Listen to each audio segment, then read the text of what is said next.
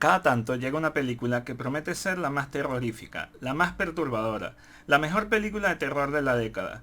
Y yo me pregunto, ¿a esa gente que dice esas cosas les pagan? ¿Será que les pagan por crear ese hype y decir esas pendejadas? ¿O es que lo más terrorífico que han visto en su vida es la intro de Heidi? Si es así, lo entiendo perfectamente. Hola a todos, bienvenidos al último reboot. Hoy vamos a estar hablando de esa obra maestra del terror que es Weapons, o como le pusieron acá, La Hora de la Desaparición. Antes de comenzar a hablar de esta película, tenemos que reflexionar sobre qué es peor. Si la gente que está exagerando diciendo que es la mejor película de terror del año o de la década, o los que traducen y les colocan el título en español. Porque de Weapons tenemos La Hora de la Desaparición. Bueno, le podés transmitir que es un orgullo, es un honor contar con Lee y con toda su experiencia a nivel mundial y que estamos muy agradecidos aquí en Argentina. Ok, es está muy agradecido de Conference en Argentina, de Conference en Argentina, está muy contento de que estés acá. Weapons o La Hora de la Desaparición no es una película de terror. Es un drama familiar con un suspenso que da leves saltos entre la comedia, si se quiere una comedia negra, y un par de jumpscares para poder decir que es una película de terror. Y miren, es del mismo director de Barbarian. Si disfrutaste esa película, probablemente esta te va a agradar. Si por el contrario no disfrutaste Barbarian, se te hizo larga y el final te decepcionó, acá puede que te quedes dormido y con un poco de mala suerte te despiertes para ver el final, y si así es vas a salir corriendo como uno de los niños de ese final a eliminar a quienes hicieron esta película. Esta película, al igual que Prisoners, con Jake Gyllenhaal y Hugh Jackman, nos habla de una desaparición, solo que en esta desaparecen 17 niños a las 2:17 de la mañana al mismo tiempo. Todos estos niños iban a la misma clase, y en esta película veremos cómo cada uno de los personajes lidia con una batalla interna y cómo hace que ésta se refleje ante la crisis que está viviendo. Cómo es que esa comunidad o sociedad se va a ver reflejada según los problemas de cada uno de los personajes. Acá las actuaciones son remarcables e intensas, excepto por un personaje bastante ridículo de que hablaremos más adelante, que hace que esta película baje bastante en cuanto a su atmósfera de terror. Acá tendremos 6 personajes, los cuales vamos a ir viendo cada uno su punto de vista y nos llevarán a un final común. Entre esas actuaciones remarcables tenemos que nombrar a Julia Garner, la cual nos da una actuación intensa, emocional y vulnerable. Por el otro lado, Josh Brolin nos da una actuación bastante sólida, es un personaje muy bueno y yo diría que funciona como un ancla emocional en toda esta historia. La fotografía de esta película está bastante bien cuidada, lo que es la composición, el color, todo está muy bien logrado. La escena de la casa con los padres de Alex, una vez poseídos, si se quiere, convertidos en esa especie de zombie, está muy buena. Es un apartado que se ve bastante cuidado en esta película, que enaltece junto a las actuaciones, enaltece bastante, diría yo, lo que es un guión mediocre y flojo. Entonces sí, aunque tiene aspectos bastante cuidados, aunque la actuación es muy buena, definitivamente no. Esta no es la mejor película de terror ni del año, ni de la década, ni del mes.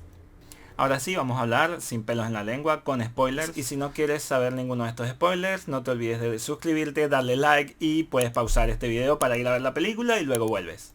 No logré que me atrapara la atmósfera de esta película, sobre todo desde la aparición del personaje de la tía Gladys, ya que es un personaje bastante caricaturizado, y de ahí en adelante siento que lo poco que podía conseguir de suspenso y terror simplemente dejó el grupo.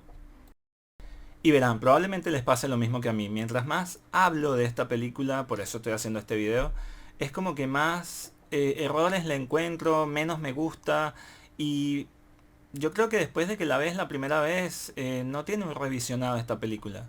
Como que pierde el chiste muy rápido. Por ejemplo, el terror dejó de existir en esta película desde que el personaje de Marcus, creo que se llama, el director de la escuela, es poseído por la tía Gladys y sale corriendo como si perteneciera a algún anime hacia la estación a dañar a Julia. Y es que el personaje de la tía Gladys me terminó de sacar de la película. No se supone que de ningún tipo de terror, o al menos no a un adulto, pero creo que tampoco a un niño le daría miedo a esta señora. Sí sería bastante incómodo estar junto a ella y la verían como con, no sé, con cosita, pero no, no da miedo a esta señora. Y a ver, acá sí tenemos que empezar a hablar de todo lo que falla en la película, porque no puede ser que dejen en una película todo a la interpretación del público. No, tienes que darme cosas sobre las cuales pensar o reflexionar o trabajar durante la película para que nosotros podamos hacer el resto. Oye, tranquilo, viejo. Por ejemplo, Archer es el único padre que se preocupa por su hijo. O sea, la incompetencia policial es tal que tiene que ser el único padre junto a la maestra quienes estén pendientes de abordar al único sobreviviente, y de investigar qué pasó con los demás. ¿Cómo es que no investigaron la casa de Alex? Ah, fueron un día de casualidad, hola, buenas tardes, sí, no sé, ¿cómo está? Y nos vamos. Eso no pasa. Si desaparecen 17 niños, me imagino, del mismo salón, supongo que investigarán al único sobreviviente. Aunque sea no sé, si el que se llevó a los demás vuelve por él. Pero esto acá no tiene ningún tipo de sentido. Que sí, te compro que poseyó o tenía lobotomizados a los padres de Alex y los tenía encerrados. No tienen amigos, no tienen un trabajo, alguien que se pregunte dónde están, que por qué no han ido al laburo, por qué nadie los ha visto. O sea, nada. Nadie va a esa casa ni por casualidad. Y la única que va, que es la maestra, y ve que todo está tapado y que todo es muy sospechoso, la tratan de loca y le piden que se aleje. No, no tiene nada de sentido esto. No, nada. Y bueno, la escena de la pesadilla de Archer.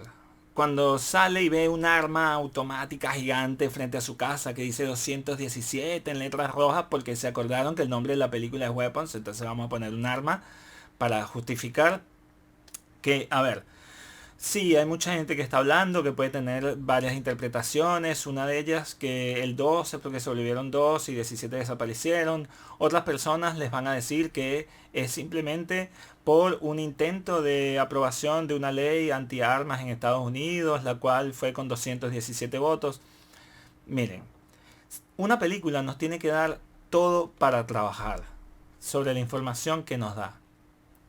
No pueden pretender, el quien sea que escribió esto, que todo el mundo va a saber que es por una ley y supuestamente 217 votos que se aprobaron o no en el Senado. No, es que no tiene sentido. La verdad, esta escena no sé si fue un sueño febril, ya sea por sobredosis o por abstinencia de quienes escribieron esto. Y otra cosa, la tía Gladys, que nos dicen que es una bruja. Uno asume por referencia cultural, ya sea de otras películas, de obras escritas o lo que sea, que ella quería a los niños para robarles la juventud o algo del estilo. Nada de esto se muestra acá.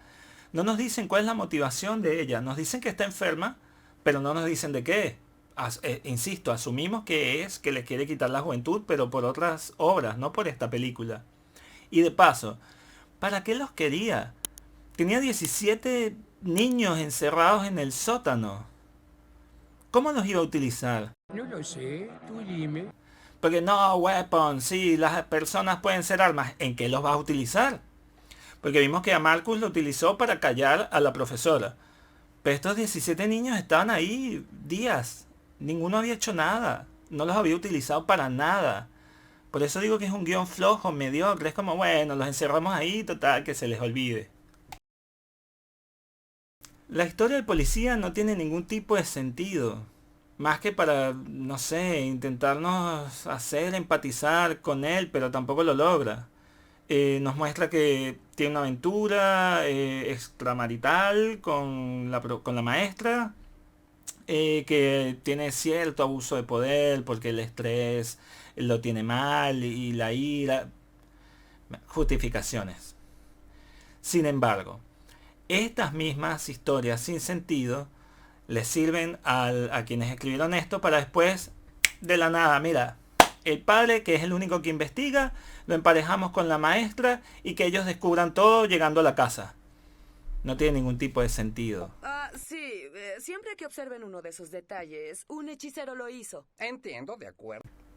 Parte de la comedia, que ya no sé si es voluntaria o no de esta película, la escena de la casa de Alex. ¿Cuántas puertas tiene esa casa? Es increíble que de cuántas puertas salía Alex.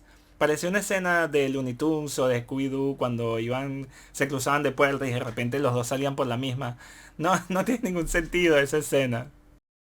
Déjenme saber en los comentarios qué les pareció, qué calificación le pondrían si es que ya la vieron. Para mí esta película es un 5. No es ni de lejos la película más terrorífica ni de la historia ni de ningún tiempo. Y la calificación que le doy es únicamente por las actuaciones de ciertos personajes. Porque si es por la tía Gladys, un 2. Si llegaste hasta acá, muchísimas gracias por ver y nos vemos en la próxima.